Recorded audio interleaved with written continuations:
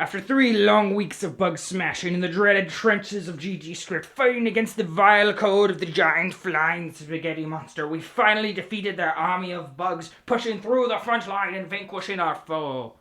Yeah, I fixed a lot of bugs next week. So, week 11. I finally finished the system design and moved on to level design, which means I can finally go in and work on the statue zone. Woo! So, I started designing the new zone the same way I designed all the other zones. Start with mechanic introduction, then move on to mechanic iteration, then finally mechanic twist. In this case, the mechanic in question was the same statue I had previously created. So I had to find a way to introduce the mechanics to the player dynamically. Here's what I came up with. First, the player enters the zone. When they do, they run into a statue switch along the critical path that forces them to stop. Now, this statue is tied to a door blocking the next area along the critical path. It cannot be opened unless the player completes the song in this statue switch. At this moment, while the player is stuck in talking mode, there are two things they can do to move again. They could either complete the combo of the statue, opening the door and moving to the next path, or they could press the root node of the key and exit talking mode, moving without opening the door to the next zone. Now, this is where things get a little bit interesting, because notice the direction of the combo note in the statue switch. It's the left motion note, so it's the opposite direction of the critical path. So, when a player is blocked by the door to their right, they're very probably going to move back to the left, accidentally triggering the statue combo and opening the door as they move. This hopefully is going to teach the player three things. First of all, how to leave talking mode, because obviously they have to leave talking mode to move to the next door, right? Second of all, how that they have to play the same note as the statue switch to trigger it, and thirdly, the switch opens doors. Now on to the iteration phase of the mechanic. So the iteration zone is going to function almost identically to the previous zone. There's a switch which the player has to trigger in order to open a door and move on to the next zone. The difference here, of course, is that that switch is going to have two notes in it. Take a minute to look at the notes the player has to play. Just like in the previous zone, the notes here are not random. The first note is in the same direction as the player's movement, so there's a high chance that they're going to play it on accident, right? So they're going to trigger it positively on accident. This is going to cause two things to happen. First, they're going to notice that, hey, properly hitting a note is going to change the note's color, and B, that this is the correct note to play is this direction, at least hopefully.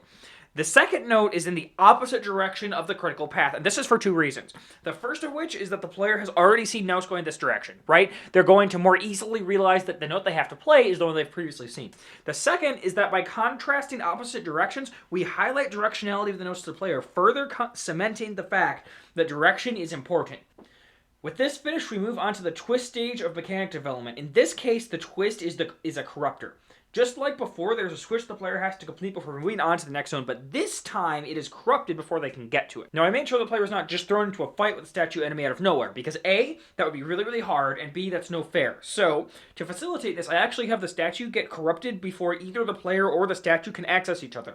That way, the player has time to see the enemy and not get necessarily thrown off guard by the fight that's coming up, right? After I finished this, I pretty much had the level completed. The next thing to do is just add a little more side pass to spice it up a bit, right?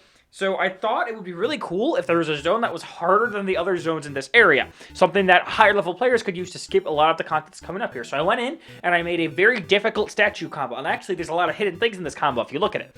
So the notes in the combo start with an ability, then a directional, then an ability and directional, and then the sound that the spiders make when they die, indicating to the player that the coming zone is going to have a lot of spiders, and they should maybe use the ability indicated by the song to help defeat them. I then spent some time figuring out the right distance so you couldn't hear the spiders until you got close to them, and threw a ton of spiders in that one spot. I haven't really figured out what the reward for the spot's going to be yet, except I'm thinking about maybe having it connect to a different zone entirely. So a skilled player could bypass the critical path and go along a harder path to get to the objective faster, but it would be more difficult. Other than that was pretty much it for this week. It was a really light week, mainly because school was picking up again, so office was trying to work in the game. But that really covers the gist of it. We're finally moving on from system design to level design, and it's fantastic. Next week, I intend to go into the game and add more of the different level zones, because realistically, the statue zone needs to have 4 or 5 or maybe even 6 different levels, about the same as the carrot zone, right? And honestly, the carrot zone could probably have more stuff. So yeah, that'll do it for next week. Until then.